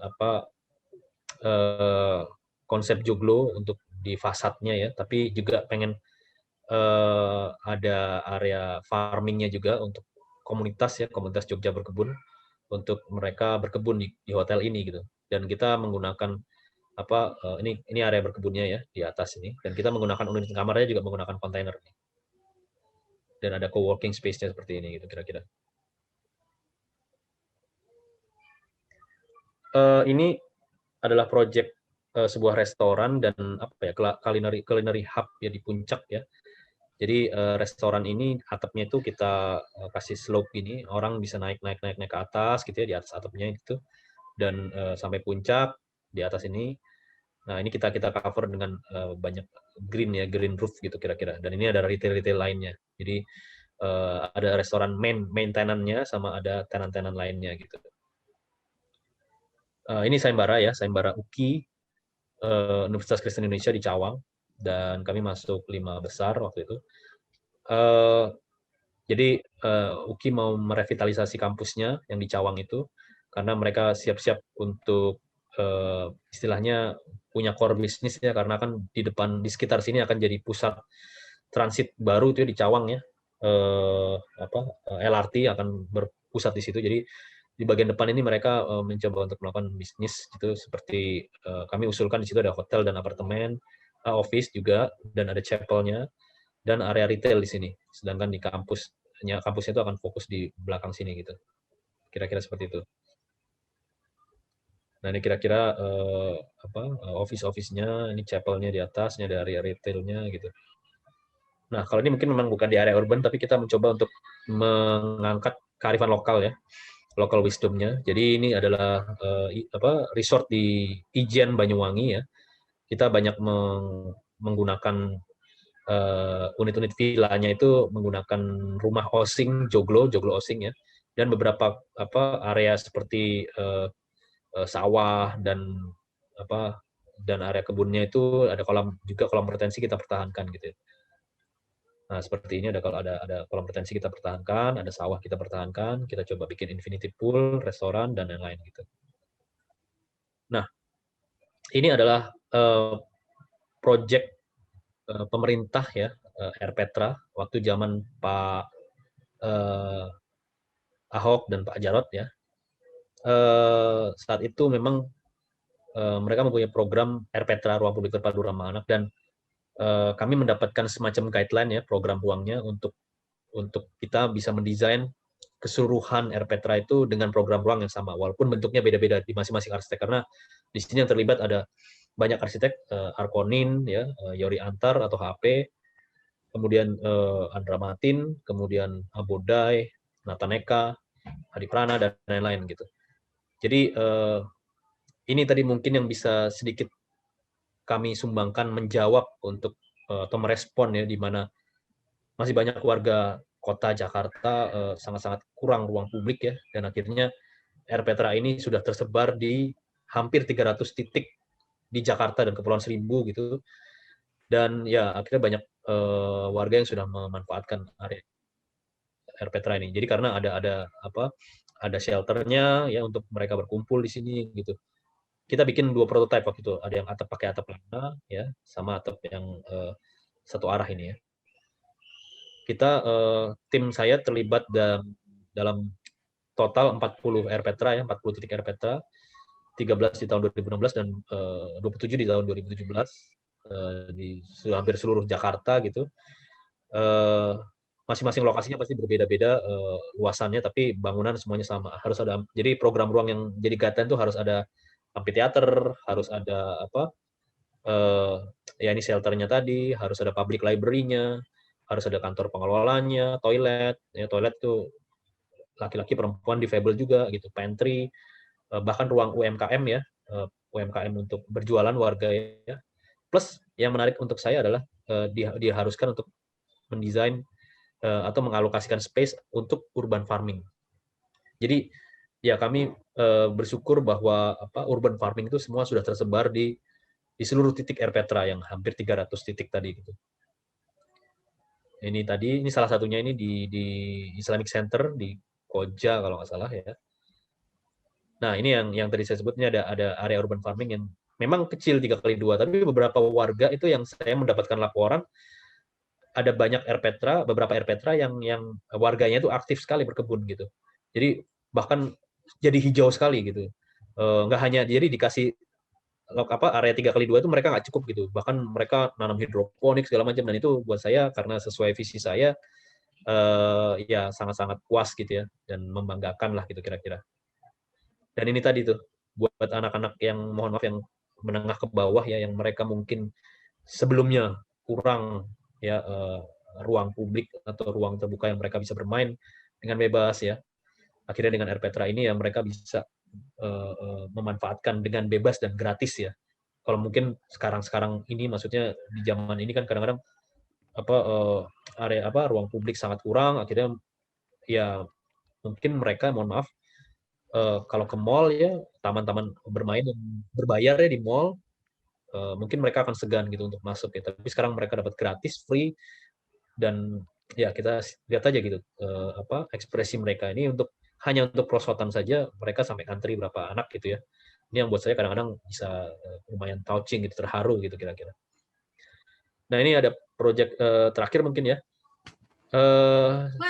Saya nggak mau ngomong politik di sini, tapi saya kerjakan proyek di zamannya Pak Ahok Jarot tadi RPetra, sekarang Pak Anies juga mengerjakan proyek yang mereka punya program namanya Taman Maju Bersama. Jadi RPetra sudah nggak ada lagi, Pak Anies punya program namanya Taman Maju Bersama. Ini proyek tahun 2019, sekarang sebetulnya sudah terbangun ya. Sayangnya gara-gara pandemi itu masih ditutup, belum beroperasi. Kebetulan tahun 2019 saya mendesain 2 lokasi karena ini sifatnya ruang terbuka hijau, beda sama RPTRA itu ruang publik ya. Kalau ruang terbuka hijau, kita nggak bisa mendesain banyak-banyak gitu kira-kira. Jadi saya hanya mendesain 2 lokasi, di yang satu Rorotan, di Jakarta agak apa ya, tenggara sana ya, timur utara sana. Satu lagi di Warung Sila Jagakarsa. Saya akan presentasi yang share yang satu saja, yang di Rorotan ini seluas 1 hektar. Ini bentuknya memang L gini ya. Karena di Rorotan itu kalau kita tahu memang jauh sekali ya, tapi ternyata masih banyak sawah, hamparan sawah di sana. Dan kita mencoba untuk mempertahankan sawah itu, tapi kita ingin membuat semacam apa ya, destinasi untuk orang kota ya, yang kekinian gitu. Jadi kita bikin apa, bikin semacam elevated deck di atas sawah gitu, dan ada beberapa gazebo, saung-saungnya untuk istirahat gitu ya. Jadi kita muter lagi untuk jogging track. Jadi ya mungkin nanti untuk anak kecil, untuk warga ya, bisa bermain di sawah gitu kira-kira. Dan selain itu ya harus ada shelter, kemudian ada apa, lapangan futsal, kemudian ada amphitheater, ada area bermain gitu ya, parkir. Dan menariknya kalau programnya Pak Anies ini lebih bottom up ya. Jadi kita menggali aspirasi warga gitu ya, menampung aspirasi warga. Dan ternyata waktu saya ikut FGD 3 kali, mereka zaman sekarang nih, maksudnya beberapa tahun, 2 tahun yang lalu ya, mereka sudah paham yang namanya urban farming gitu. Jadi mereka minta, Pak, tolong Pak, ada area urban farming dong.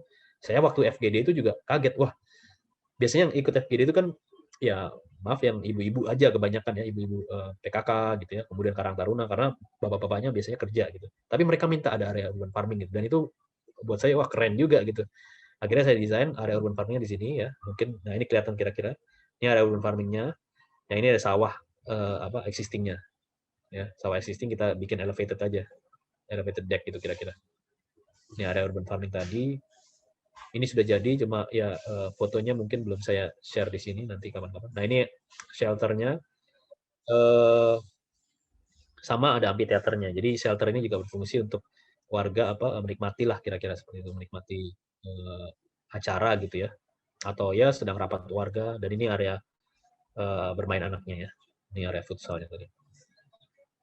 Mungkin itu saja yang bisa saya share kali ini. Semoga bisa ya memberikan inspirasi atau bermanfaat buat yang lain.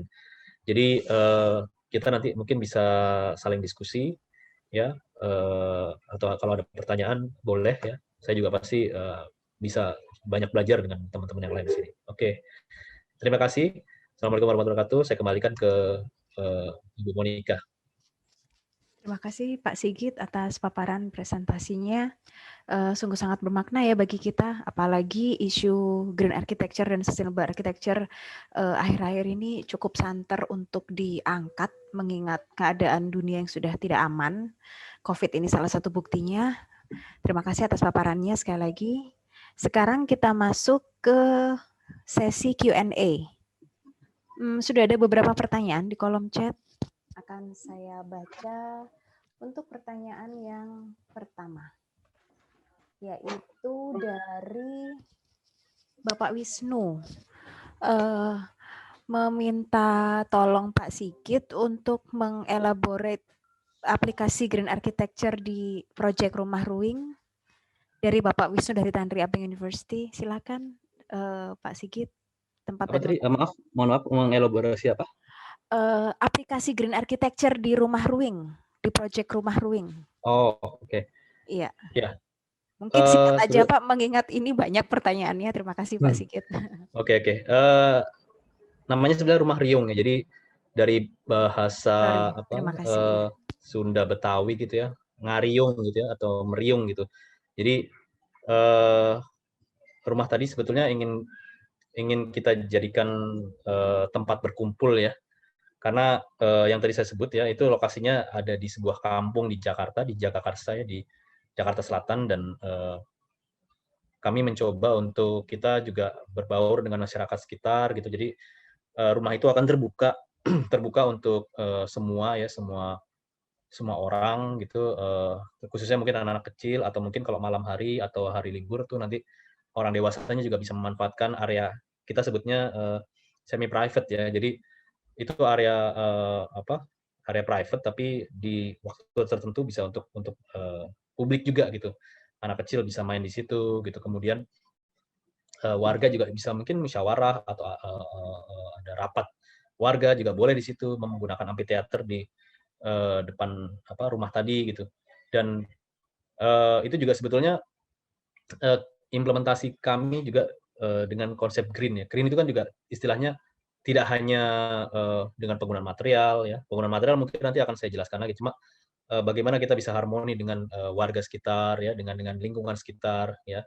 Kalau penggunaan material tadi yang saya sebut di atas juga untuk rumah riung itu kami menggunakan material-material bekas ya, seperti kontainer bekas, kemudian banyak kayu-kayu jati bekas yang kita susun menjadi secondary fasad gitu. Jadi rumah itu yang tadi saya sebut menjadikan semuanya itu desain ini menjadi desain yang pasif strategis, menggunakan pasif strategis. Jadi kita mungkin ya akan tetap menggunakan AC, tapi sebisa mungkin kita minimalisir ya untuk menggunakan AC gitu. Jadi dengan adanya secondary skin tadi ya bisa istilahnya memfilter panas gitu ya. Kebetulan juga di atapnya kan menggunakan rooftop garden ya. Jadi dengan adanya rooftop garden itu bisa memfilter panas yang masuk ke dalam ruangan gitu. Dan ya tadi itu fasad dan juga rooftopnya itu banyak kita cover dengan green gitu ya. Jadi ya itu lebih kepada pemanfaatan tumbuhan ya sebagai istilahnya mereduksi microclimate gitu ya, iklim mikro di sekitar lingkungan, dan ya pastinya ada penanaman pohon-pohon lain gitu. Mungkin itu kalau untuk rumah riung. Baik, terima kasih Pak Sigit atas jawabannya. Kita langsung beralih ke pertanyaan nomor 2. Disampaikan oleh Ibu Tanti Yudiana Bumi Macakal. Sampai sejauh mana sustainable design diajarkan di sekolah arsitektur? Sebab kebalikan dari yang Mas Sigit sebutkan, arsitek-arsitek yang saya hubungi untuk membuat rumah ramah lingkungan tidak mengerti konsep green architecture secara keseluruhan. Waduh, ini PR-nya para edukator. Silakan Pak Sigit. Iya, tadi ya sebetulnya yang berat menjawab Bu Monika atau teman-teman akademis ya. Ya setahu saya memang ya sebetulnya sudah diajarkan ya, cuma mungkin secara parameter berbeda-beda ya, dan kemudian fokusnya atau masing-masing kampus itu berbeda-beda, dan juga istilahnya ya kita tidak hanya bisa menyalahkan dari pihak edukator gitu, karena ya setelah mereka berpraktek kan akan berbeda lagi kondisinya gitu ya. Jadi yang tadi saya sebut juga di bagian awal ya, ya mungkin banyak juga akhirnya mereka ketika berpraktek itu bertemu dengan calon-calon klien atau kliennya mereka yang belum aware tentang yang namanya green architecture atau eco-friendly atau rumah ramah lingkungan gitu ya. Jadi akhirnya ya istilahnya apa yang sudah mereka pelajari jadi istilahnya tidak ini gitu, tidak terimplementasi gitu. Dan kemungkinan juga mungkin ya akhirnya jadi terbiasa buat mereka, ya akhirnya sudah melupakan ya, bahkan bergeser ya. Yang lagi-lagi saya bilang tadi mungkin ada pengaruh-pengaruh lainnya, mungkin eh, kondisi-kondisi misalnya ekonomi gitu ya, yang penting saya dapat project gitu, yang penting dapur ngebul, akhirnya ya ya istilahnya ilmu-ilmu atau istilahnya hal-hal baik yang seharusnya dipraktekkan itu jadi terlupakan lah gitu kira-kira. Tapi ya saya yakin sih kesini sih memang juga sebetulnya sudah banyak sih memang ya arsitek-arsitek yang peduli gitu ya. Tapi lagi-lagi kita juga bertemu dengan market atau realita yang masih belum mendukung ya. Khususnya misalnya tentang aturan juga yang kadang-kadang tadi itu yang saya sebut juga gitu. Kita mencoba untuk green ya. Memang kalau rumah belum ada sertifikasi, kalau rumah belum ada sertifikasi bangunan hijau gitu ya. Walaupun bisa istilahnya sertifikasi secara mandiri, dalam arti GBCI mempunyai program gitu ya. Kita bisa ngisi sendiri gitu kalau rumah ya. Tapi kalau bangunan yang sudah bertingkat atau sangat luas kawasannya itu bisa kita istilahnya ajukan penilaian dengan tim GBCI ya, konsultan green building ya, untuk kita mendapatkan sertifikasi gitu. Nah sayangnya aturan pemerintah ini masih belum mendukung gitu. Jadi mungkin yang baru mempunyai perda bangunan hijau tuh nggak banyak kota ya. Jakarta salah satunya sudah punya, cuma ya yang saya bilang tadi kurang kurang tegas gitu, dalam arti bukan kurang tegas juga, tapi tidak ada insentif gitu loh. Beda sama kalau misalnya kita bandingkan dengan Singapura ya. Singapura, bangunan-bangunan yang sudah mendapatkan sertifikasi green building itu bisa mendapatkan eee, kayak semacam insentif pajak gitu. Insentif pajak yang ya pastinya akan meringankan beban dari owner gitu loh. Jadi ya makanya owner bangunan tuh berlomba-lomba untuk, "Wah, bangunan saya harus green," gitu loh. Nah, kalau di Indonesia, bangunan saya green terus saya dapat apa gitu loh.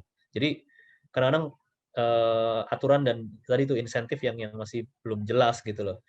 Jadi kalau di sini sih masih kayak sebatas pride aja ya, kebanggaan, "Oh, bangunan saya mendapatkan bangunan hijau," gitu. Terus kemudian ya mereka bisa publish di media lah, atau untuk jualannya mereka lah. Ya kadang-kadang sekarang juga jualan juga ngaku-ngaku juga banyak gitu loh. "Oh, ini kami green," segala macam, tapi ada sertifikasinya enggak gitu kan. Itu yang ya istilahnya tadi, mungkin ada istilah namanya greenwashing ya.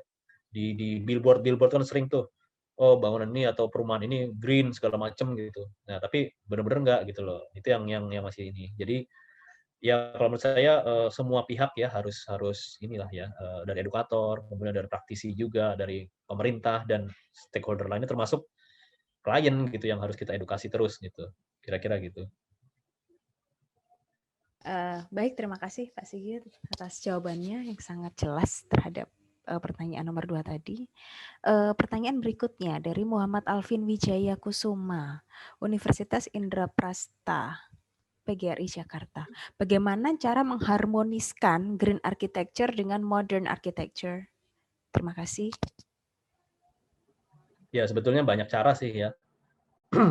Eee, ya kalau paling mudahnya gitu, kalau saya lihat dari teman-teman arsitek atau yang masih muda-muda gitu ya, saya biasanya ngelihat dari sosial media, kan sering tuh tiap hari tuh atau tiap minggu tuh muncul tuh arsitek-arsitek baru gitu. Wah, keren juga nih, bahkan yang masih, apa istilahnya, masih muda-muda, masih fresh grade atau bahkan mahasiswa aja follower-nya sudah berapa K gitu kan. Ya mereka, lebih pada pencitraan di ini ya, di image ya kadang-kadang ya, dan yang saya lihat tuh paling gampang ya, apa sih, kita naruh ijo-ijo gitu. Tapi ya ijo-ijo istilahnya, ya pokoknya ada tanaman rambat di sini, ada tanaman, oh banyak pohon, ada rooftop gitu. Kira-kira seperti itu yang paling mudahnya, tapi kan apakah itu benar-benar sudah menerapkan konsep green gitu loh. Jadi, yang ya istilahnya untuk menerapkan konsep green building itu ya sebenarnya banyak banyak faktor tadi ya yang saya sebut ya, mungkin penggunaan recycle. Jadi nggak hanya hijau dalam arti harafiah hijau, tanaman gitu loh, atau cuma cat hijau, cuma, ya banyak ya tadi penggunaan pasif strategi untuk desainnya gitu ya. Kemudian, bagaimana bangunan dengan tanaman itu bisa mereduksi microclimate atau iklim mikro. Jadi kalau banyak tanaman di sekitar, bangunan kita, itu at least bisa mengurangi ya mungkin, setengah atau bahkan 1-2 derajat gitu loh. Itu menariknya itu. Jadi, eee, ya dengan banyaknya tanaman tadi gitu ya. Nah itu harus harus kita istilahnya, harus kita, eee, ya uji uji gitu ya, harus kita tes gitu, apakah itu sudah perform gitu kan. Dan yang lain-lain gitu ya, penghematan energi itu juga termasuk green building gitu. Jadi, lagi-lagi ya tidak tidak hanya gitu ya menempelkan tanaman-tanaman saja gitu.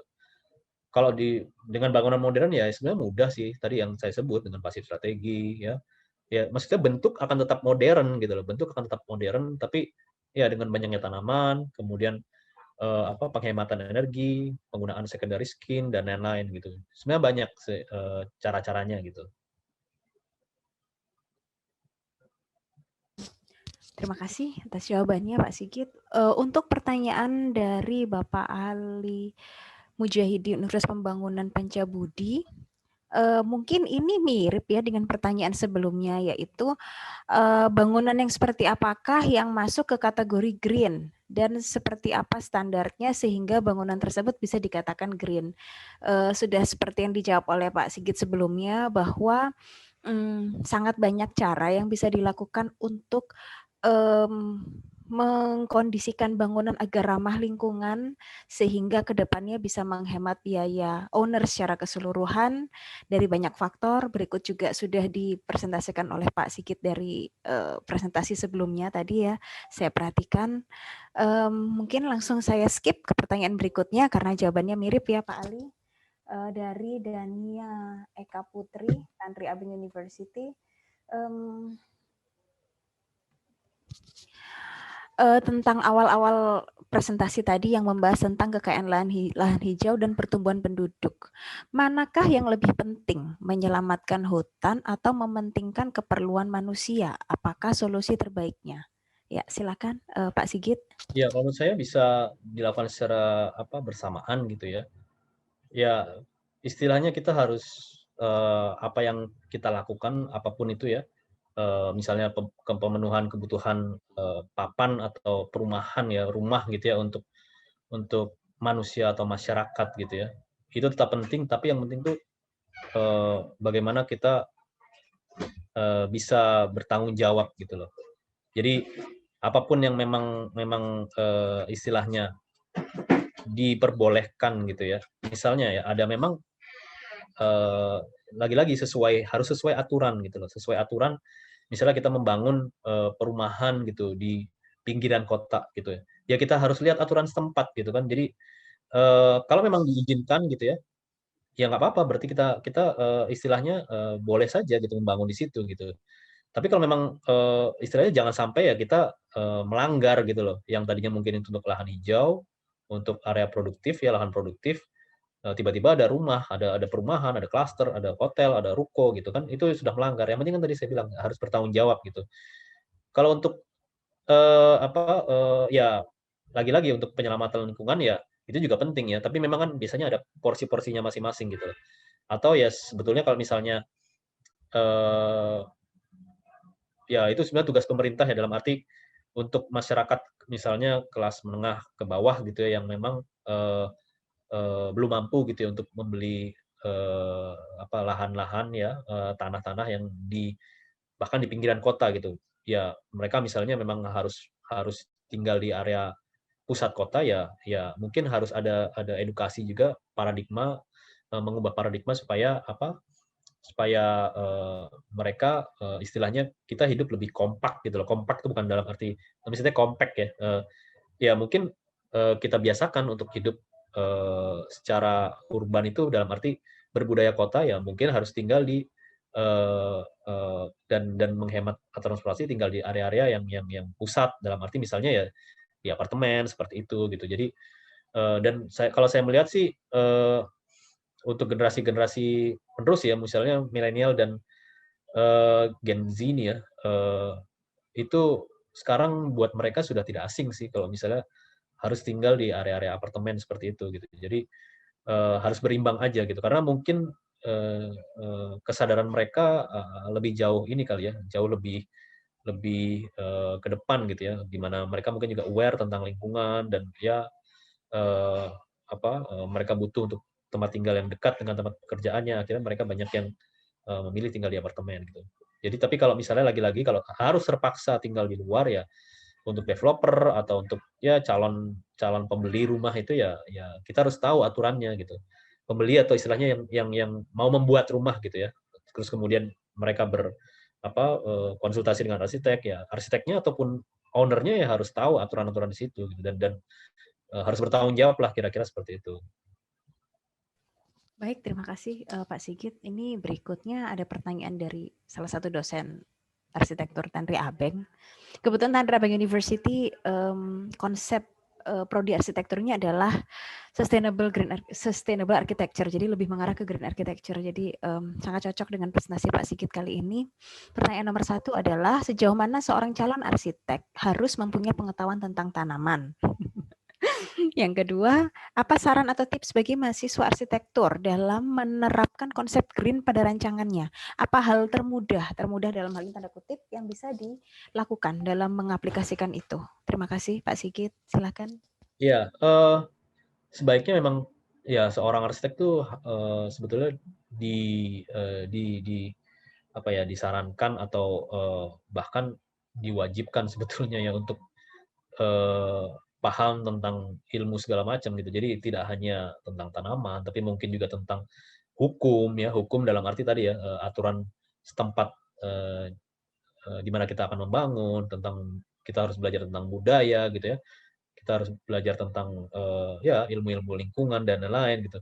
Ya istilahnya arsitek memang sebaiknya itu paham lah, at least paham tentang itu semua gitu. Termasuk ya tadi ya tentang tanaman, tentang lingkungan gitu. Ya mungkin secara basic ya pastinya akan dipelajari ya di kampus-kampus gitu ya.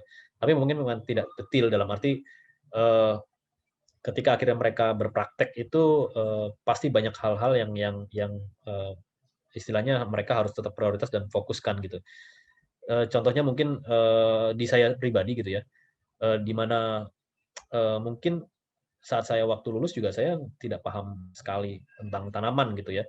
Tapi kalau saya kebetulan ya dan saya bersyukur alhamdulillah saya banyak istilahnya berada di lingkaran teman-teman yang peduli lingkungan gitu loh. Di komunitas misalnya komunitas Indonesia Berkebun tadi banyak yang mengenal apa apa apa berbicara tentang tanaman, bahkan tanaman pangan, cara merawatnya, cara panennya gitu, cara nanamnya harus gimana gitu. Termasuk saya pun juga banyak belajar dengan klien saya gitu. Jadi ini semacam kayak kayak simbiosis mutualisme aja sih. Di mana mungkin arsitek tuh mempunyai ilmu dan pengetahuan serta wawasan tentang misalnya secara estetika ya, kemudian secara komposisi, bentuk ya, material mungkin. Di mana saya ketemu klien gitu ya, klien yang benar-benar paham tentang tanaman gitu karena mereka memang punya passion, apalagi yang di BSD tadi itu seorang public figure di bidang agriculture ya. Jadi saya banyak belajar dari mereka gitu loh. Bahkan ya apa ya, ya saya sering ya istilahnya tanda kutip dimarahin gitu. Loh Mas ini nggak bisa di sini gitu. Ini harus kena matahari. Oh, ini tanaman ini kedalamannya akarnya itu segini misalnya untuk ditaruh di atap ya. Oh, jadi harus butuh kedalaman tanahnya misalnya 50 cm untuk tanaman sayur gitu. Oh, gitu. Jadi saya banyak belajar dari mereka gitu. Jadi ya lama-lama saya mengerti belajar secara otodidak ya. Oh, ngerti atau ya tadi yang saya di circle saya kebanyakan komunitas lingkungan gitu ya dan saya masuk di grup-grup mereka, mereka bicara tentang tanaman, merawatnya gini gini gini. Jadi ya lama-lama ngerti juga sih gitu. Tapi ya kalau mau belajar yang lebih serius atau spesifik ya ya bisa aja gitu untuk teman-teman mahasiswa gitu ya atau nantinya sudah lulus ya apakah mereka akan mengambil penjurusan yang lebih fokus tentang landscape dan lain-lain kayaknya bisa sih seharusnya ya. Kalau yang kedua mungkin tips untuk mahasiswa ya ya yang termudah sih mungkin prinsip-prinsip tadi ya prinsip-prinsip yang saya coba jelaskan tadi ya ya sebagaimana kita harus mendesain itu harmoni dengan lingkungannya gitu ya. Istilahnya mungkin blend gitu dan kemudian ya contohnya simple aja gitu ya. Ada aturan ya untuk mendesain itu kan biasanya KDH ya, koefisien dasar hijau itu berapa persen di situ. Ikuti aturan itu aja dulu gitu. Jadi misalnya luas lahan 100 meter persegi, KDH-nya 20% ya ya minimal ruang terbuka hijaunya harus 20%, 20 meter persegi gitu kan. Kalau mau ditambahkan yang lain ya silahkan, mau vertikal, mau rooftop garden, atau bahkan tamannya diperluas, itu kan juga bisa gitu. Istilahnya kita ngikutin aturan dulu gitu kan ya. Nah, lain-lainnya mungkin setelah itu, ya tadi yang saya bilang tentang pasir strategis, tentang bagaimana bangunan itu bisa hemat lingkungan, hemat energi ya, tidak menggunakan AC, tapi juga desainnya harus cermat, lagi-lagi ya, membuat wind tunnel gitu ya, kemudian mungkin penggunaan energi terbarukan dan lain-lain, penggunaan material recycle seperti itu. Jadi sebenarnya banyak metodenya gitu kira-kira. Baik, terima kasih. Untuk pertanyaan berikutnya, ini juga mohon maaf saya skip ya untuk Pak Afif Maksum. Sebab ini tadi sudah dijelaskan juga oleh Pak Sigit dalam presentasinya bahwa kita selaku arsitek harus concern terhadap keadaan climate, terutama kita yang tinggal di daerah tropis karena rumahnya panas, bangunannya panas, dan kita harus itu adalah kewajiban kita sebagai arsitek untuk mengedukasi klien. Jadi ini tadi sudah dijawab di dalam presentasi. Oleh karenanya saya skip langsung ke pertanyaan dari Fernando Hanfier Karim dari Untar Jakarta. Satu, mengenai green architecture dan Indonesia yang memiliki climate berbeda, jenis tanaman apa yang baik yang bisa diaplikasikan dalam green architecture? Dua, pada slide awal terdapat taman di dalam mall. Aduh, ini mesti saya ralat sedikit ya. Tadi taman di dalam mall itu ini ya, bukan taman sengguan ya. Itu adalah hanya dekorasi saja. Kemudian ke pertanyaan berikutnya, apakah menurut Bapak Sigit green space itu efektif mengingat beberapa contoh proyek yang diberikan terdapat space green architecture di eksterior, outdoor, dan fasad. Aduh, ini juga sudah dijelaskan juga tadi oleh Pak Sigit. Mohon maaf ini banyak yang saya potong-potong ya karena waktunya cukup terbatas dan pertanyaannya mirip-mirip dan banyak yang sudah dijawab di dalam presentasi. Mungkin yang akan saya tanyakan ke Pak Sigit hanya pertanyaan yang pertama saja. Kira-kira tanaman apa yang paling ideal untuk diaplikasikan dalam green architecture? Mungkin rooftop atau green wall begitu. Ini sedikit pertanyaan dari saya. Apakah tanaman itu harus tanam pangan ya Pak Sigit? Bolehkah misalnya kalau ini ibu-ibu nih yang punya bangunan, terus dia sukanya berkebun bunga begitu. Dia pengen bunga matahari, bunga mawar, kala lili begitu. Apakah itu juga bisa diaplikasikan secara eksterior? Maksudnya rooftop atau fasad? Terima kasih Pak Sigit. Ini menyambung dari Pak Fernando J. Karindra. Oh ya, boleh sekali sebetulnya ya, karena yang tadi saya sebut gitu ya, dan bahkan kebanyakan, saya lagi bilang kebanyakan arsitek ya, yang mungkin juga istilahnya sevisi dengan saya ya, dalam arti sama-sama menerapkan konsep green architecture di desainnya itu, mayoritas itu malah kebanyakan tanaman dekoratif gitu loh, ya kan? Yang tadi saya sebut gitu di visual 3D-nya ataupun nanti setelah bangunan jadi kan tempel-tempel. Tapi kebanyakan itu tanamannya memang dekoratif gitu loh. Nah, yang saya coba sosialisasikan tuh adalah bagaimana tanaman dekoratif tuh malah kita combine gitu loh. Kita combine dengan tanaman pangan gitu kan.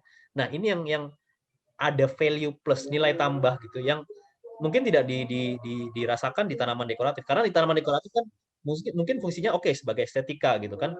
Estetika dan ya tadi ya, mungkin untuk mereduksi iklim mikro dan lain bisa juga gitu. Tapi dengan adanya tanaman produktif atau tanaman pangan tadi itu ada nilai tambah, dalam arti ya si owner atau si user ya itu mereka bisa memproduksi tanaman pangan itu istilahnya kebutuhan pangan dari rumahnya mereka masing-masing atau bangunan mereka masing-masing, kantor, kafe juga bisa gitu. Jadi kalau tanaman dekoratif kan nggak mungkin kita bisa makan gitu kan. Nah, kalau tanaman produktif ya malah bisa menambah nilai plus. Tapi memang challenge-nya ya, challenge-nya sebetulnya ini sebelum pandemi sebetulnya ya, tapi juga sekarang juga masih sih. Tapi challenge-nya itu kadang-kadang karena tanaman pangan atau tanaman produktif tuh butuh perawatan yang ekstra gitu loh. Dalam arti kan kita harus merawat kan. Kalau dipanen ya harus tanam lagi gitu misalnya supaya tetap sustain gitu loh. Sedangkan tanaman dekoratif memang relatif lebih mudah gitu dalam arti ngerawatnya ya. Kadang-kadang malah cuma disiram aja gitu kan. Kalau tanaman pangan tuh ada hama ya harus kita basmi gitu. Memang ada effort dalam arti ya harus ada passion gitu. Harus ada passion. Jadi lagi-lagi gitu kliennya memang atau orang-orangnya juga kadang-kadang tuh segmented gitu ya. Tapi kalau saya pribadi, saya jadi bersyukur hikmah pandemi ini lagi-lagi tadi orang jadi banyak yang berkebun tanaman pangan gitu loh. Jadi beberapa klien yang datang itu ya sudah punya passion itu gitu. Akan lebih mudah ya. Nah, tadi kalau mungkin pertanyaan tanaman apa saja sebetulnya kalau menurut saya lagi-lagi kita harus sesuaikan dengan konteks kondisi geografis kita ya. Kita misalnya tinggal di iklim tropis dan kalau kebanyakan di sini mungkin tinggal di area perkotaan yang dataran rendah yang cukup panas ya harus disesuaikan tanamannya. Jangan kita nanam yang memang sangat sulit tumbuh gitu. Misalnya kita coba nanam stroberi gitu atau wortel gitu ya susah kalau di kota yang panas gitu loh. Dan itu butuh di dataran tinggi gitu. Jadi ya kita tetap harus sesuaikan dengan kondisi geografis ya. Kalau jenis-jenis tanaman ya tadi banyak sebetulnya, maksudnya yang disesuaikan dengan kondisi geografis. Tapi kalau mau lebih efektif lagi ya mungkin saya nggak hafal ya beberapa jenis tanaman, tapi Maksud saya itu banyak bisa di-googling atau di riset nanti. Ya, kalau bisa tanaman yang menghasilkan oksigen yang lebih banyak, ya. Bahkan tadi kalau misalnya ya, tanaman-tanaman bahkan ada tanaman hias yang juga kita bisa konsumsi gitu. Banyak sebetulnya ya, kayak misalnya apa, lidah mertua gitu ya.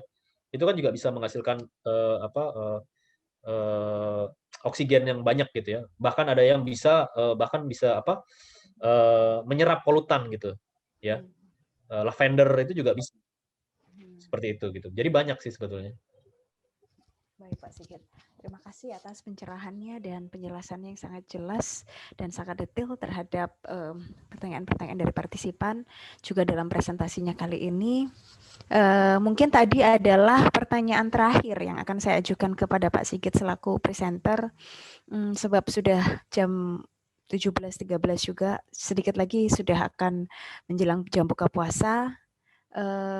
Sekian mungkin, apa ada pesan-pesan terakhir dari Pak Sigit barangkali untuk para partisipan yang mungkin sebagian besar adalah mahasiswa arsitektur, silakan. Mungkin ini aja kali ya. Ya buat teman-teman mahasiswa atau mungkin yang juga sudah berpraktek, atau baru mulai berpraktek ya, sebaiknya sih kita, mencoba untuk memulai ya, eee, menerapkan konsep-konsep green architecture ini di semua, eee, istilahnya apa yang kita lakukan ya, baik mendesain ataupun hal-hal lain ya. Karena kalau kita, tahu juga ya mungkin tadi juga di awal-awal saya banyak ceritakan ya dengan kondisi, bumi kita ini yang sebetulnya sudah sangat kritis ya. Ya kita jangan menambah beban gitu ya, malah kalau bisa, eee, kita ya mencoba untuk mengimbangi gitu. Dalam arti, saya sering berbicara dengan teman-teman arsitek ya, yang juga istilahnya punya visi yang sama ya, yang kayak misalnya, Using dan lain-lain gitu. Kami sepakat gitu bahwa sebetulnya arsitek itu mempunyai peran besar sebetulnya ya. Kalau secara negatif gitu, kita merusak lingkungan gitu ya. Dalam arti gini ya, walaupun mungkin tujuannya baik. Misalnya kita, mendapatkan, apa, pekerjaan atau project ya, di lahan yang tadinya mungkin masih masih virgin atau masih alami gitu ya, masih sangat-sangat natural gitu ya, yang di mana saat itu sebelum ada bangunan kita mungkin, eee, air hujan bisa meresap dengan baik, mungkin di situ juga sudah ada tanaman ya walaupun liar ya, ada serangga yang ada di situ, mereka bisa apa, ada habitat yang sudah ada di situ. Dan tiba-tiba arsitek hadir ya karena, adanya sebuah pekerjaan untuk membuat bangunan ya, dan itu semuanya jadi akan berkurang. Yang tadinya mungkin air hujan akan terserap 100%, tiba-tiba ada bangunan, walaupun secara aturan tadi KDH misalnya 20% atau 30%, kan jadi hanya hanya 20% yang terserap yang tadinya 100 gitu. Terus kemudian, ya tadi, tanaman-tanaman yang atau organisme yang ada di situ, serangga, mungkin di dalam tanah ada cacing yang setelah apa, setelah, konstruksi bahkan setelah bangunan jadi itu mereka terusir gitu kan. Nah itu sebenarnya tanggung jawab arsitek gitu loh, tanggung jawab, kita sebagai arsitek. Nah bagaimana kita itu bisa, apa, mengembalikan. Jadi, contoh kasus mungkin di beberapa proyek saya juga, saya sebenarnya baru sadar setelah bangunan itu jadi dan itu, feedback dari owner ya, karena owner tadi yang memang pemerhati lingkungan dan agriculture gitu. Di beberapa proyek saya itu karena banyak istilahnya tanaman di situ ya, itu tadi mungkin ya kita istilahnya kulon di awal konstruksi, serangga-serangga tadi, cacing-cacing, tanaman-tanaman itu kan terusir mereka, ya kan. Tapi setelah bangunan itu jadi, karena banyak tanaman, itu serangga itu datang lagi gitu loh. Serangga capung, kupu-kupu, dan itu ya kebetulan karena owner saya sangat-sangat pemerhati lingkungan ya, dia moto-moto secara makro yang gede-gede itu ya. Ada capung, kupu-kupu, belalang, itu datang lagi dan buat saya itu, wah ini berarti, yang tadi saya sebut ini harmoni dengan alam gitu loh, dengan lingkungan.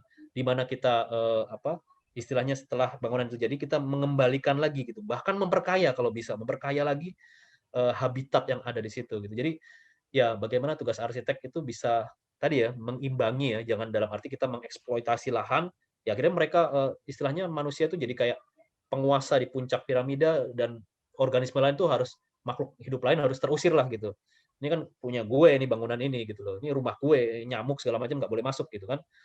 Nah itu bagaimana kita bisa harmoni dengan alam, kita adalah bagian dari lingkungan. Jadi kita bisa istilahnya menghilangkan paradigma bahwa manusia itu sebagai egosentris, tapi lebih kepada ekosentris di bagian dari habitat atau ekosistem lingkungan itu. Kira-kira seperti itu.